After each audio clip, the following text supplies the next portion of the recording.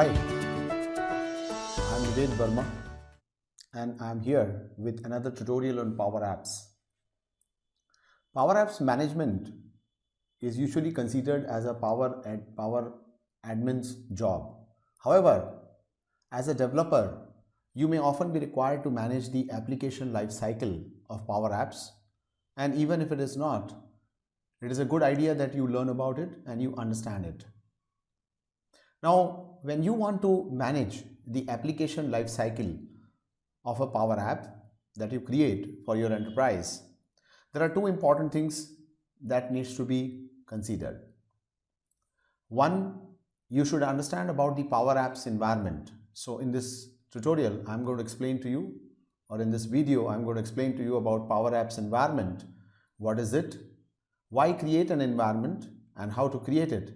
And then what is Power Apps solution and why to use solution and how to create the Power Apps solution. The very first thing is Power Apps environment. Now, Power Apps environment is a space to store, manage and share your organization's business data, apps and flows. It serves as a container to also separate the apps. So, imagine you work in an enterprise and you have different needs for different target audience. You have a development team and you would like to test your Power Apps before you move them to the production.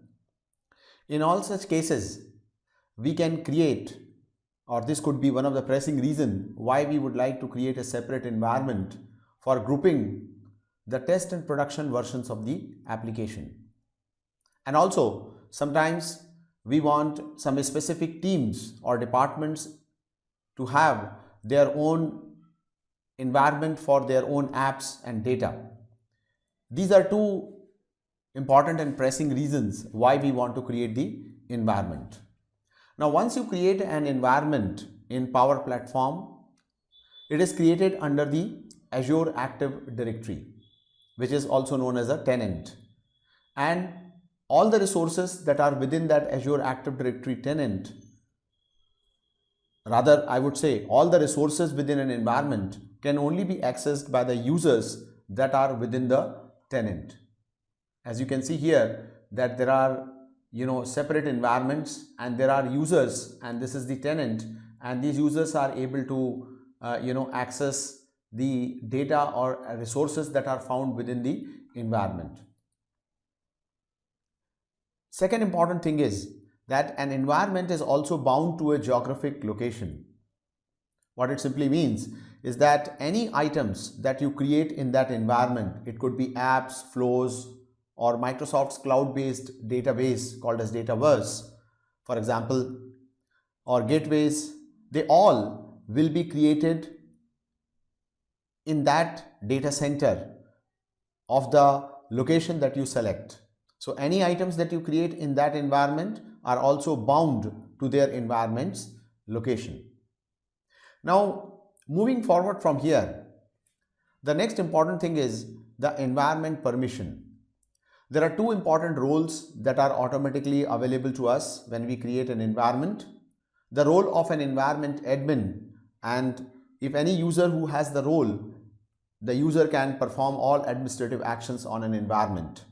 So they can provision Dataverse database for the environment. They can view and manage all resources that are created within the environment. They can also, implement DLP policies. All right.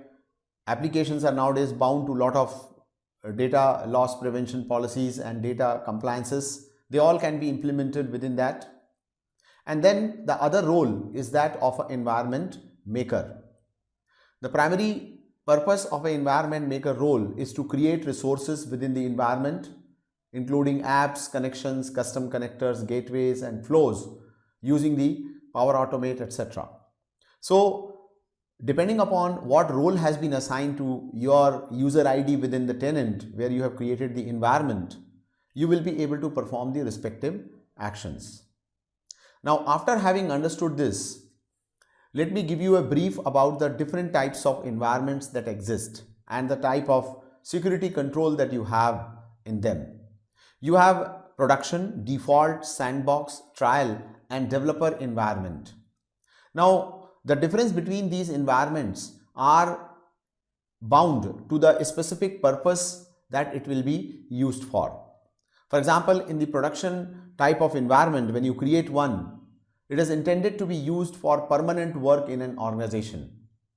It can also be created and owned by an administrator or anyone with a Power App license, and provided there is a 1 GB available database capacity.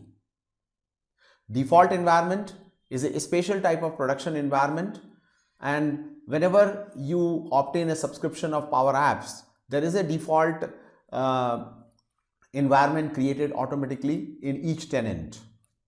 Sandbox, as the name suggests, it is primarily for non-production environment. It is used for development and testing, separate from production. So provisioning a sandbox environment is something that is restricted to the admins, because production environment creation can be blocked, but converting from production to sandbox environment cannot be blocked. Trial environments are intended to support a short-term testing needs, and they are automatically cleaned up after a short period of time. They expire after 30 days and they are limited to one user. Provisioning a trial environments can also be restricted to the admins. And then we have a developer environment, and they are created by users who have the community plan license, and these are only going to be intended to be used by the owner, and they cannot be shared with other users.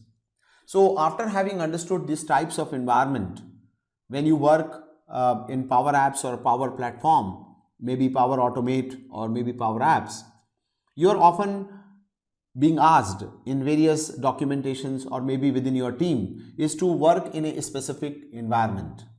So let us now see that how can we actually go and understand a little bit more about the environment. First of all, in order to access the environment, you have to go to the admin.powerplatform.microsoft.com, and as you can see on my screen that after you visit this admin center, you will be able to see the environment, and in this I have already created an environment called as Nived Practice, and it is having the trial of 29 days and it is ready to go, and the region is India over here.